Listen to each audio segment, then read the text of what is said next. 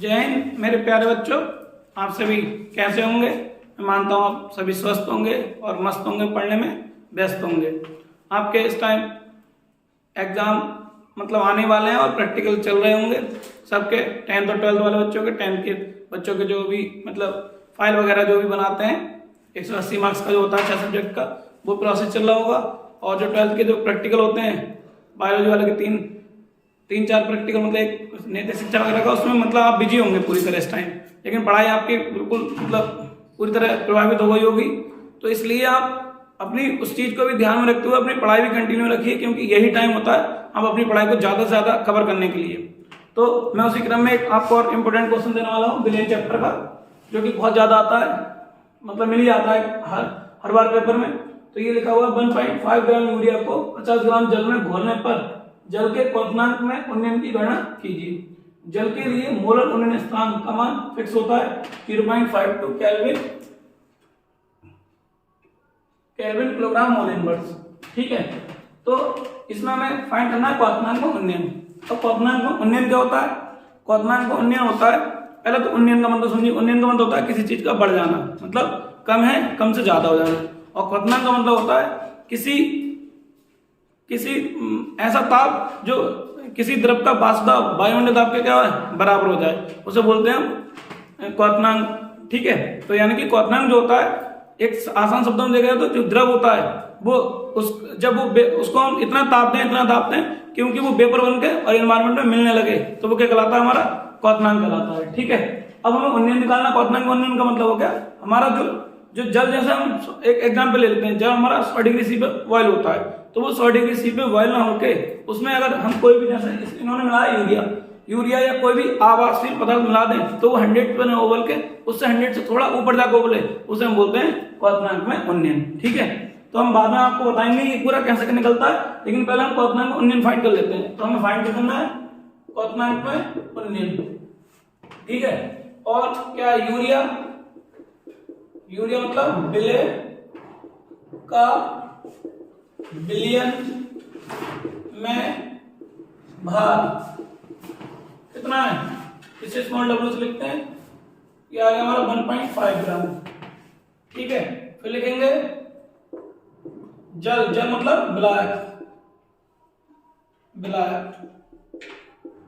का बिलियन में भार, इसको बड़े डब्ल्यू से लिखेंगे, छोटे डब्ल्यू है ये, और ये बड़ा डब्ल्यू कितना है? 50 ग्राम। ठीक, अब हम साथ में लगे हमें यूरिया के अणुभार की जरूरत पड़ेगी, तो हम यूरिया का अणुभार निकाल लेते हैं। यूरिया का अणुभार ये आएगा हमारे पास, स्मॉल एन से लिख देते हैं NH2CO NH2, N का 14, H का मतलब N का 14 होता है, H का, ये पेपर में मिल जाते हैं लास्ट में, अगर आप देखेंगे तो ये सब वैल्यू अगर नहीं भी याद है तो वहां मिल जाएंगे, वरना 12th में आप याद है तो ये याद कर लेंगे, बहुत छोटी सी बात है ये। N का 14, H का होता है 1, मतलब 1 होता है, 2 से मल्टीप्लाई करेंगे तो डायरेक्ट 2 ही लिख देते हैं हम। फिर C का 12, O का 16 और N का फिर 14 और H का फिर 2 प्लस 2, तो ये आया हमारा 14, 2, 16, 16 और 12 28, 28 और 16 44, 44 और 14 58, 58 2 60 होता है, याद भी रखना चाहिए 60 होता है। ठीक है, अब क्या याद रखा है? मोलर उन्नयन स्थिरांक कितना दिया है?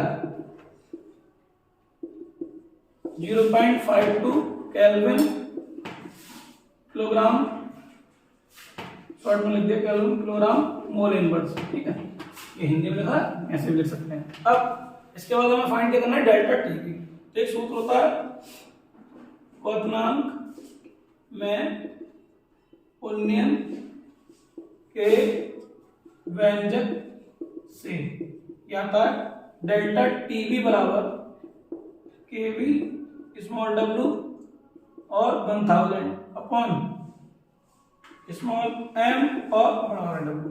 डेल्टा टीबी, केवी का मान कितना रखा है? 0.52, स्मॉल डब्ल्यू 1.5 और ये कितना है? 1000। स्मॉल एम की वैल्यू 60, कैपिटल डब्ल्यू की वैल्यू 50 ग्राम। अब ये पॉइंट हटाया कितना आ रहा है? 1000। इससे पूरा कैंसिल।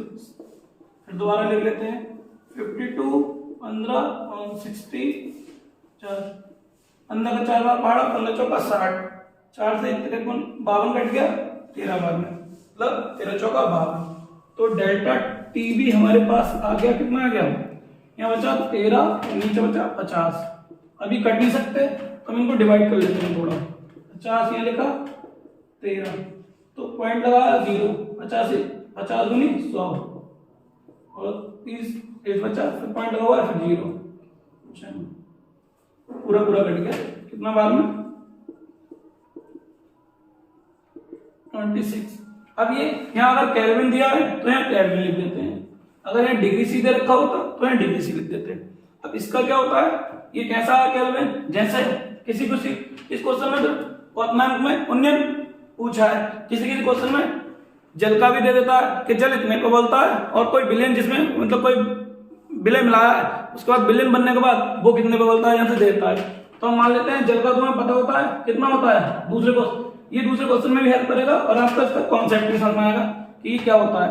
केल्विन में भी लिख सकते हैं आंसर, अगर डिग्री सी दे रखा होता है तो डिग्री सी में ये कैसा होता है, ये पूरी बात समझाएंगे कि डेल्टा टी भी मतलब डिग्री सी भी आंसर यही होगा, और केल्विन में क्योंकि 273 कभी बच्चे 273 जोड़ के घटा के आंसर लिख देते हैं, वो गलत हो जाता है। कैसा आता है उस चीज को बहुत अच्छे से समझ लेना। जैसे पानी हमारा जो बोलता है 100 डिग्री सी पे बोलता है, ठीक है, अगर हम इसको केल्विन में चेंज करेंगे तो 273 और 100 जोड़ लेंगे तो कितना आएगा हमारा 373 आएगा। अब हम जैसे बिलियन है कोई किसी का ले लेते हैं, अगर ये बिलियन की तरह अगर उबल्ला होता तो ये कितना बढ़ गया 0.26 बढ़ गया, यानी कि 100 पे न उबल के 100.26 डिग्री सी पे उबल रही होगी तो उबल्ला होगा। फिर इसके बाद जब हम इसको केल्विन में चेंज करेंगे 273 जोड़ देंगे इसमें 100.26 और टीएस बराबर आएगा हमारा 373.26। ये आ गया हमारा केल्विन में, डिग्री केल्विन में।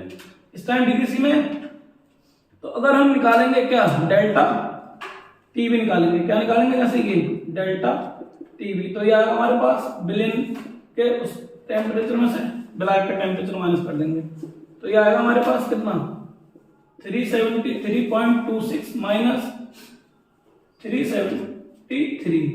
तो ये घट के कितना बचेगा, देखिए 373, ये भी 373 मतलब 0.26 केल्विन। तो मैं ये आपको बताना चाह रहा हूं, जैसे अगर हमारे पास डिग्री सी जैसे ये 100 डिग्री सी है ये, तब भी अगर इन दोनों को डिफरेंस मतलब माइनस करोगे, अंतर निकालोगे, तब भी 0.26 ही आएगा नहीं आएगा 0.26। देख लीजिए आप 100 और ये 100.26 है और ये 100 है, तो माइनस करेंगे तो इतना आएगा। और हम केल्विन में चेंज करने के बाद भी अगर हम कर रहे हैं तब भी सेम ही आता है, क्योंकि जब हम अंतर निकालते हैं तो टेम्परेचर में वो केल्विन हो या डिग्री सी हो सेम ही आता है। ये बताना चाह रहा हूँ। किसी क्वेश्चन में तो डेल्टा टीवी की वैल्यू हमें निकालने देता है, किसी में डेल्टा टीवी की वैल्यू हमें पहले फाइंड करनी पड़ती है, क्योंकि वो पूछ लेता है अणुभार ज्ञात कीजिए या बड़ा वाला डब्ल्यू ज्ञात कीजिए, मतलब कोई और वैल्यू फाइंड कर लेता है और ये दोनों वैल्यू पहले दे देता है। ज्यादातर क्वेश्चनों में बस यही दो कॉन्सेप्ट पे देता है इनमें, और क्वेश्चन ऐसे बनाते हैं।